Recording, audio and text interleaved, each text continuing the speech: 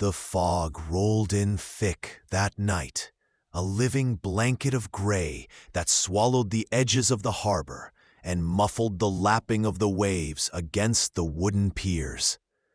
Lanterns swung gently in the wind, their dim light flickering across the faces of the fishermen who had stayed late, unwilling to leave until their nets were sorted and the day's catch accounted for. There was an unease in the air that none of them could explain, a sensation that something unseen was watching from beyond the mist. One of them, a young man named Tomas, swore he saw shapes moving within the fog, shadows gliding along the water's surface, vanishing as soon as he blinked. The others laughed nervously, calling it imagination, the fog playing tricks on tired eyes. But even as they spoke, the sound returned, closer now, layered with subtle clicks and whispers that seemed to follow each man as he moved. The oldest among them, a man with hands gnarled like the roots of an ancient tree, muttered quietly about voices carried on the fog, stories passed down from his grandfather about the spirits of the water, restless and mournful, drawn to those who dared linger too long. By midnight, the fog had grown almost solid, pressing against the windows of the small fishing cottages, filling the narrow streets with a ghostly presence.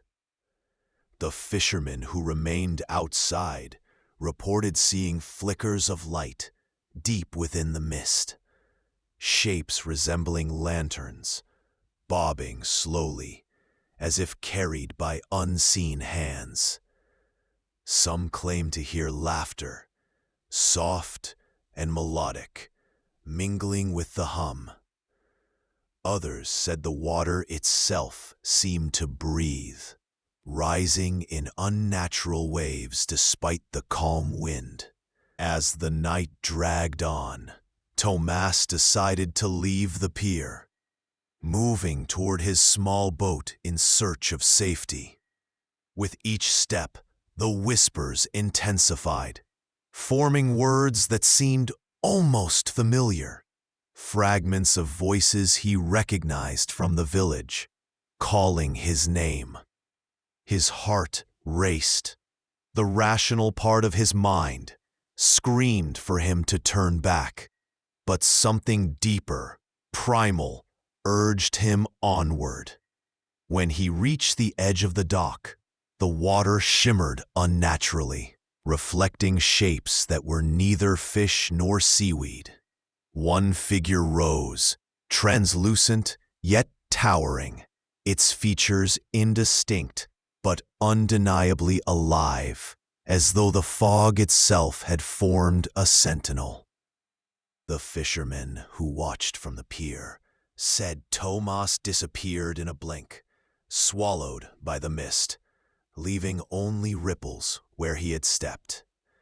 They called out to him, their voices lost in the fog, as the hum receded slowly, leaving a deafening silence in its wake. That night, none of the men slept. The memory of what they heard lingered, a persistent dread that the mist callers were not merely stories, but warnings, echoes of something beyond understanding. Weeks passed, and the village tried to return to normal, though a quiet unease lingered like a shadow over every dock and cobblestone street. Fishermen spoke in hushed tones, glancing nervously at the waters, as if expecting Thomas, or whatever had taken him, to return. One evening, an old sailor named Einar, whose beard had turned white from decades at sea, insisted on returning to the pier.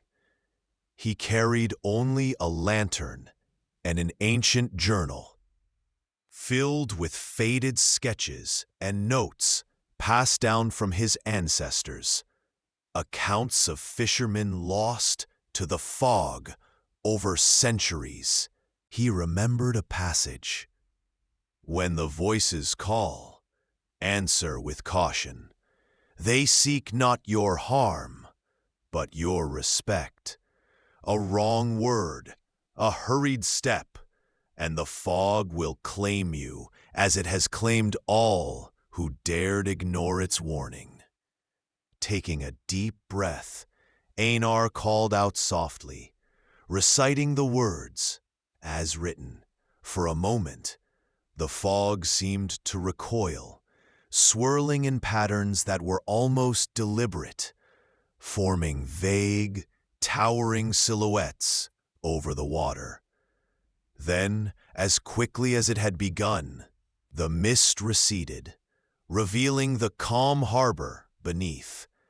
The hum lingered for only a few moments before fading entirely, leaving Einar shaken but alive, carrying proof that the legends were not mere superstition. The village, emboldened by Einar's safe return, began to acknowledge the power of the fog.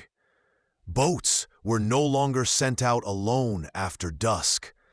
Lanterns were lit, and rituals quietly observed to honor the unseen spirits of the water. Those who dared disrespect the warnings often found nets empty, sails ripped, or heard their names whispered across the dark waves. Yet, those who approached the harbor with care, respect, and quiet resolve found their catches abundant, their journeys safer, though never without the knowledge that something watched from the mist, always present, always waiting. And so, the tale of Tomas became part of the living history of the village, a story told around fires, passed down to new generations of fishermen.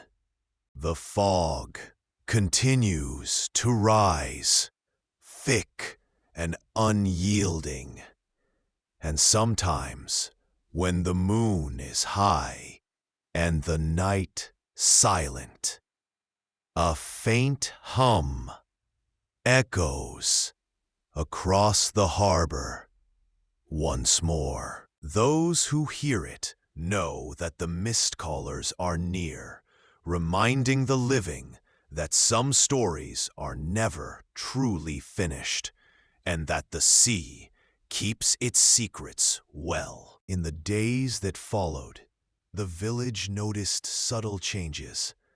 Nets returned empty despite bountiful waters. Lights flickered without cause, and the fog seemed thicker, heavier, as if holding its breath. Einar believed the phenomenon could be understood, studied, perhaps even appeased.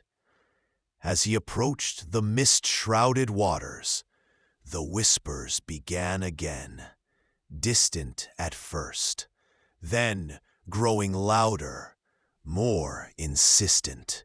The village, emboldened by Einar's safe return, began to acknowledge the power of the fog. Boats were no longer sent out alone after dusk.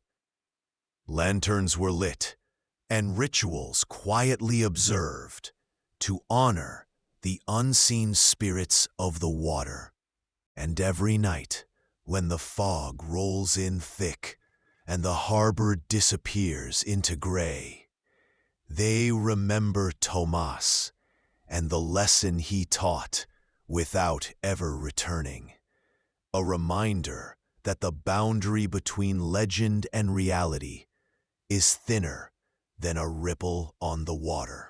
Even the children sensed it. They refused to play near the foggy edges of the harbor, whispering about the voices in the mist that called to them when the grown-ups weren't looking.